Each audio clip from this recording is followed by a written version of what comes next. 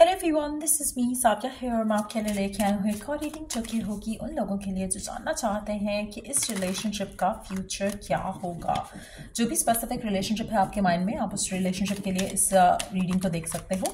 इस रीडिंग में हम ढेर सारे कार्ड्स ऐड करेंगे, so stay tune. And reading शुरू करने से पहले रिमाइंड करवा दूं कि ये एक जनरल रीडिंग है, सबके साथ मैच कर भी सकती है और नहीं भी। सो जो बातें जो मैसेजेस मैच करते हैं उन मैसेजेस को पिक करो और बाकी सबको छोड़ दो। अगर आप पर्सनल रीडिंग्स चाहते हो पेपॉल से ईजी पैसे से पेमेंट कर सकते हो, सिर्फ तभी रीच आउट करो ताकि आपका भी टाइम वेस्ट नहीं हो और मेरा भी। सो लेट्स सी कि क्या होगा फ्यूचर इस रिलेशनशिप का, जो भी रिलेशनशिप आपके माइंड में है right now. Let's find out.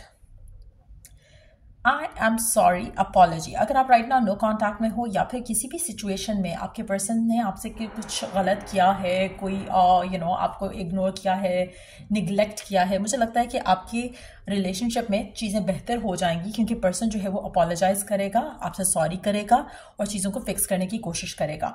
मुझे लगता है कि रिसेंट टाइम से या तो आपकी नो कॉन्टैक्ट रही है या फिर कुछ फाइट्स, आर्ग्यूमेंट्स, डिसएग्रीमेंट्स हुए हैं या फिर आपके पर्सन ने किसी और की बात को ज़्यादा माना एज कम्पेयर टू योर जो आपने कुछ कहा हो उसको बिलीव किए बगैर किसी और को बिलीव किया। तो मुझे लगता है कि कहीं ना कहीं थोड़ा गिल्ट फैक्टर आपके पर्सन की एंड से आपको दिखेगा, जहाँ पे पर्सन अपोलोजाइज करेगा फॉर डूइंग समथिंग रॉन्ग। उसके अलावा मुझे लगता है कि आपके इस रिलेशनशिप में आपके पर्सन को प्रोबेबिलिटी दिखने लगेगी कि चांसेस हैं कि रिलेशनशिप वर्कआउट हो सके। अगर आपकी लव लाइफ को लेकर this is like grass is greener possibilities. मुझे लगता है कि आपके पर्सन को अगर इस रिलेशनशिप को लेकर कहीं पे भी डाउट था, फियर था या उसको लगता था कि ये हो नहीं सकेगा, रिलेशनशिप वर्कआउट नहीं हो सकेगा, फैमिली नहीं मानेगी, स्टेटस डिफरेंस है, फाइनेंशियल डिफरेंस है, कोई भी और रीज़न है जिसकी वजह से फैमिली नहीं मानेगी, आपकी फैमिली, उनकी फैमिली, तो मुझे लगता है कि अब उनको पॉसिबिलिटीज़ दिखने लगी हैं, उनको लग रहा है कि नई चीज़ें वर्कआउट हो सकती हैं। सो जो भी उनके कंसर्न्स थे पहले, मुझे लगता है कि वो कंसर्न्स खत्म हो जाएंगे आने वाले टाइम में। एक तो अपॉलॉजी आएगी, पर्सन का way of thinking at you और अबाउट यू, और रिलेशनशिप थोड़ा बदलेगा, पॉजिटिव हो जाएगा। सो मुझे लग रहा है कि चीज़ें पॉजिटिव हो रही हैं। आप में से कुछ लोगों के लिए मुझे लगता है कि पर्सन कहीं ना कहीं शायद पहले खुद करेजियस नहीं था इस रिलेशनशिप को लेकर, ओन करना, अपनी फीलिंग्स को ओन करना, जो इश्यूज हैं, ऑब्स्टिकल्स हैं, उनको डील करना, वो मुझे लग रहा है कि पहले शायद नहीं था आपके पर्सन के एंड से, जो कि अब उनमें फाइनली वो चेंज आ रहा है, जिसके बाद आप अपने रिलेशनशिप में वाओ इस कनेक्शन को लेकर बहुत पॉजिटिव चेंज देखने वाले हो। And in the deck we do have a home foundation which is a wonderful card to have. Definitely मुझे लगता है कि आपके रिलेशनशिप को एक नया नाम मिलने वाला है बहुत जल्द, और मुझे लगता है कि आने वाले टाइम में आपका रिलेशनशिप इस इंसान के साथ स्ट्रेंथन अप होगा, स्ट्रांग होगा। जो भी इश्यूज, जो भी ऑब्स्टिकल्स है वो रिमूव होंगे। पर्सन खुद कोशिश करेगा, एफर्ट करेगा to make things work. Family अगर नहीं मान रही थी तो वो फैमिली को मनाएगा। तो अगर आपकी लाइफ में किसी भी तरह से कोई भी इश्यूज पर्सन की फैमिली या पर्सन के एंड से आ रहे थे, मुझे लगता है कि वो इश्यूज रिजॉल्व हो जाएंगे और चीज़ें आप दोनों के दरमियान में बेहतर हो जाएंगी। Let's see more cards here. और क्या एक्सपेक्ट कर सकते हो आप आने वाले टाइम में इस रिलेशनशिप को लेकर। We do have love language, quality time है, मटेरियल अटैचमेंट है, फ्रेंडली सपोर्ट है, और in the deck we do have responsibilities. अच्छा, आप में से कुछ लोगों के लिए मुझे लगता है कि आपका लव लाइफ जो है वो इन्फ्लुएंस इसलिए भी हुआ हो सकता है कि पर्सन के ऊपर बहुत ज़्यादा रिस्पॉन्सिबिलिटीज़ रही हों और वो रिलेशनशिप को एज सच टाइम नहीं दे सके, तो आपका रोमांस, आपका कनेक्शन जो है वो सफ़र किया होगा। उनकी ड्यूटीज़, उनकी रिस्पॉन्सिबिलिटीज़, उनकी वर्क लाइबिलिटीज़ उनके लिए ज़्यादा इंपॉर्टेंट रही होंगी, या फिर फैमिली की रिस्पॉन्सिबिलिटी बहुत इंपॉर्टेंट रही होगी, जिसकी वजह से आपका रिलेशनशिप इन्फ्लुएंस हुआ है। अगर नहीं हुआ है तो होगा। मुझे लगता है कि आपको बहुत पेशेंटली इस इंसान के साथ रहना पड़ेगा, क्योंकि अगर तो आप उस सिनेरियो में हो जहाँ पे कुछ उसने गलत किया है, आपको इग्नोर किया है, तो वो वापस आने वाला है आने वाले टाइम में और वो आपसे सॉरी करेगा, चीज़ों को वर्कआउट करने की कोशिश करेगा। आप में से कुछ लोग जो राइट नाउ ऐसी सिचुएशन में है जहाँ पर पर्सन फिलहाल स्ट्रगल कर रहा है आपको टाइम देने में, तो मुझे लगता है कि आपको पेशेंस रखना चाहिए, क्योंकि पर्सन अपनी ड्यूटीज़ पूरी करके आपके पास ही आएगा। अगर आपको कॉन्फिडेंस नहीं है खुद में, या आपको लगता है कि नहीं कुछ और हो सकता है, तो आपके फियर्स आपको कंट्रोल करने की ज़रूरत है। उसके लिए आपको अपने ऊपर वर्क करने की ज़रूरत रहेगी। बट अगर हम इस future of the the relationship की बात करें तो मुझे लगता है कि आपके रिलेशनशिप में सपोर्ट आपको फ्रेंड्स एंड फैमिली की, जो कि शायद पहले मिसिंग थी, वो आने लगेगी। आपका क्वालिटी टाइम, आप एक दूसरे के साथ अच्छे से अच्छा टाइम स्पेंड करोगे एक दूसरे के साथ। मुझे लगता है कि आप में काफ़ी सारे लोगों के लिए इश्यूज बहुत ज़्यादा रहे हैं रिलेशनशिप में इन रीसेंट टाइम्स, लेकिन अब आप अपने पर्सन के साथ बहुत अच्छा टाइम स्पेंड कर सकोगे। पर्सन अब आपके लिए स्टैंड भी लेगा, आपके लिए टाइम भी निकालेगा, आपके साथ अपने रिलेशनशिप को स्ट्रेंथन अप करने के लिए पूरी कोशिश करेगा। फैमिलीज़ का अगर आपको आपको लगता है कि पर्सन ने आपसे कभी अपनी इंट्रोडक्शन नहीं कराया अपने फ्रेंड्स एंड फैमिली से, वो भी आप आते हुए देखोगे। मुझे लगता है कि आप में से कुछ लोगों के लिए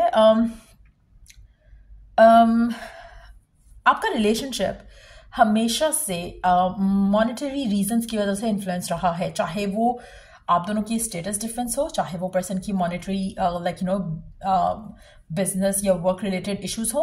कहीं ना कहीं आपकी लव लाइफ जो है वो हमेशा इन्फ्लुएंस रही है मटीरियलिस्टिक चीज़ों की वजह से। But in the times to come मुझे लगता है कि थोड़ा बेहतर हो जाएगा। एक चीज़ मैं यहाँ पे देख रही हूँ जो कि आने वाले टाइम में शायद बढ़ेगी आपके अंदर या रिलेशनशिप के अंदर, एक ग्रिप जो है एक चीज़ करेगी। मुझे लगता है कि आप दोनों मटीरियलिस्टिक हो जाओगे आने वाले टाइम में, जो कि आपके रिलेशनशिप को टू बी ऑनेस्ट मुझे दिख नहीं रहा कि इन अ नेगेटिव वे इन्फ्लुएंस कर सकता है। बट मुझे लगता है कि थोड़ा हम्बलनेस जो है वो दोनों के एंड से रहनी चाहिए। वो उससे अगर आप हम्बलनेस से थोड़ा दूर होगे तो आपके रिलेशनशिप में तो शायद मसला मसाइल नहीं आएंगे, लेकिन आप थोड़ा अपने आप को you need to keep yourself grounded. वो एक एलिमेंट जो है आपके रिलेशनशिप में मुझे लग रहा है आने वाले टाइम में मिस हो जाएगा। आपका relationship overall I see going good, और मुझे लगता है कि आप दोनों एक दूसरे को बहुत ज़्यादा सपोर्ट करने वाले हो आने वाले टाइम में, एक दूसरे का साथ एक कंपेनियन के जैसे रहने वाले हो। तो आपका रिलेशनशिप काफ़ी मुझे लगता है कि स्ट्रगल के बाद फाइनली एक अच्छे फेज में एंटर होने वाला है आने वाले टाइम में। So there is good chapter जो आपकी लाइफ में स्टार्ट होगा अपने पर्सन के साथ। The only issue I see here कि मतलब वो भी एक तरह से अगर हम देखें तो इशू नहीं है, but you have to keep yourself grounded, that's very important यहाँ पर। लेट्स सी कि और आपको क्या करने की ज़रूरत है in the given situation. Let's see. Oopsie, hold on. Okay. Avoid the trap of mistaking a fantasy for a true soul connection. आप में से कुछ लोगों के लिए मुझे लगता है कि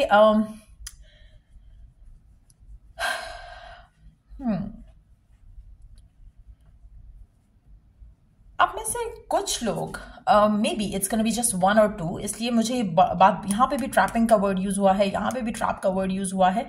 आप में से कुछ लोग इस रिलेशनशिप में सिर्फ और सिर्फ मॉनेटरी गेन्स या मॉनेटरी अट्रैक्शन के लिए हो, और अगर ऐसा है तो आपका रिलेशनशिप सफ़र करेगा। ये मैं आपको वार्न कर रही हूँ उन लोगों को जो कि मॉनेटरी गेन्स के लिए पर्सन के साथ हैं, क्योंकि अगर आपकी मटेरियल अटैचमेंट है और दैट्स द ओनली बेस या कोर आपके रिलेशनशिप का, और इसीलिए शायद आप उस रिलेशनशिप को पाना चाह रहे हो, हासिल करना चाह रहे हो, तो आपका रिलेशनशिप यहाँ पर स्ट्रगल करेगा।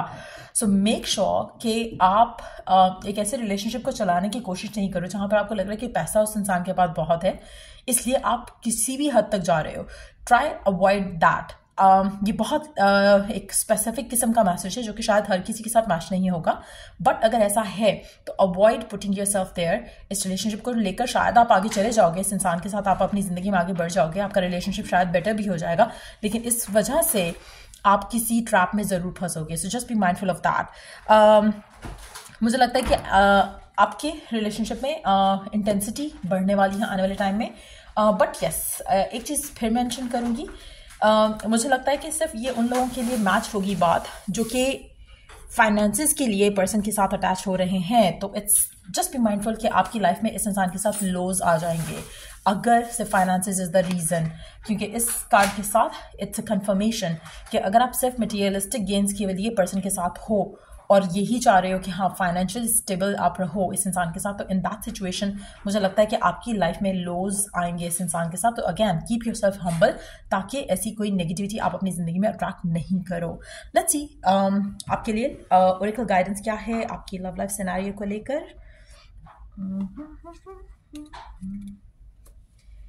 एक सेकेंड।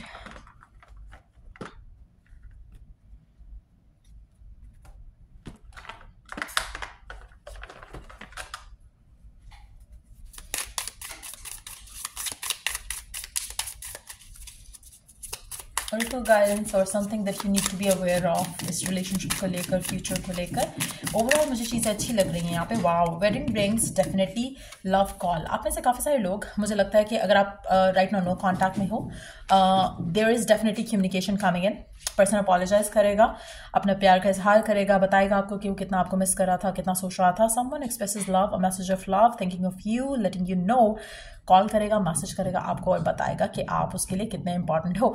आपका रिलेशनशिप डेफिनेटली आगे जा रहा है इस इंसान के साथ। We do have wedding rings, union, wedding, married, soul connection, eternal love, everlasting promise. Definitely आने वाले टाइम में मुझे लगता है कि you can definitely expect something beautiful happening आपकी लव लाइफ में इस इंसान के साथ, जिसके साथ भी आपका ये रिलेशनशिप चल रहा है।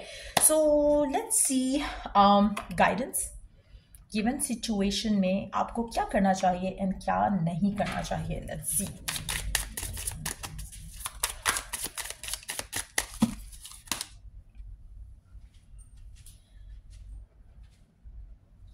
मेक श्योर कि आप अपने आप को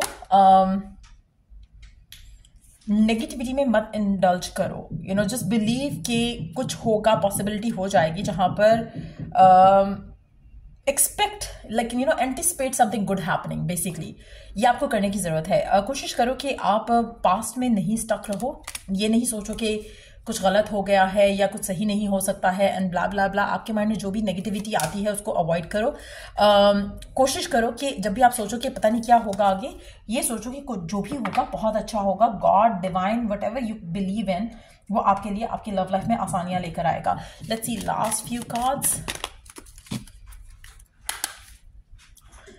limitation is power, lean in to your limitations. अब यहाँ पर लिमिटेशन की अगर मैं बात करूँ, एक तो लिमिट आपने करना है अपने नेगेटिव थॉट्स को, लिमिट आपने करना है अपने फोकस को कि एक चीज़ पे रहो। यू नो, आपको क्या चाहिए, क्या डिज़ायर करते हो, उसके ऊपर फोकस रहो। अगर ये आपकी डिज़ायर है, ये आपकी विश है, ये आपकी यू नो अल्टीमेट गोल है इस रिलेशनशिप को लेकर, just stay focused on that. उससे आपकी लव लाइफ में जो ये एनर्जीज, आप जितना ज़्यादा अपना फोकस एक पॉजिटिव चीज़ पे लगाओगे, इतना ज़्यादा इंटेंसिफाई होकर आपकी रियलिटी बनेगी। सो मेक श्योर दैट आप अपनी लिमिटेशंस को you make it so powerful कि वो मैनिफेस्ट होकर रहे आपकी ज़िंदगी में। बट ओवरऑल मुझे लगता है कि टू बी ऑनेस्ट मेजॉरिटी लोगों को एज सच कोई एफर्ट नहीं करना पड़ेगा। बट येस, मेक श्योर कि आप अपने यू नो अगर आपको कुछ ब्लॉक्स भी लग रहे हैं ना राइट नाउ, जैसे कि आपको लगता है कि इससे आपकी लाइफ या आपकी लव लाइफ लिमिटेड हो रही है, या आप जो चाह रहे हो वो नहीं हो पाएगा, या कुछ इस तरह से अगर आप सोच रहे जैसे फैमिली नहीं मान रही है, ये हो रहा है, वो जो भी आपके माइंड में एक ऑब्स्टिकल के जैसे आ रहा है, instead of worrying about it, think of it as the divine way जिससे आपकी रिलेशनशिप आगे जाएगी। So no matter what the circumstances are, लेकिन अगर आप अपने आप को पॉजिटिविटी के लिए ही सिर्फ अपने आप को फोकस रखना शुरू करोगे तो ऑटोमेटिकली सब कुछ ज़बरदस्त हो जाएगा आपकी लव लाइफ में इस इंसान के साथ। सो ये रीडिंग आप लोगों की अगर आपको हेल्प किया हो, गाइड किया हो, तो लाइक, शेयर, सब्सक्राइब जरूर करो। चलिए टू द नेक्स्ट रीडिंग आप लोगों के लिए। Take care, bye.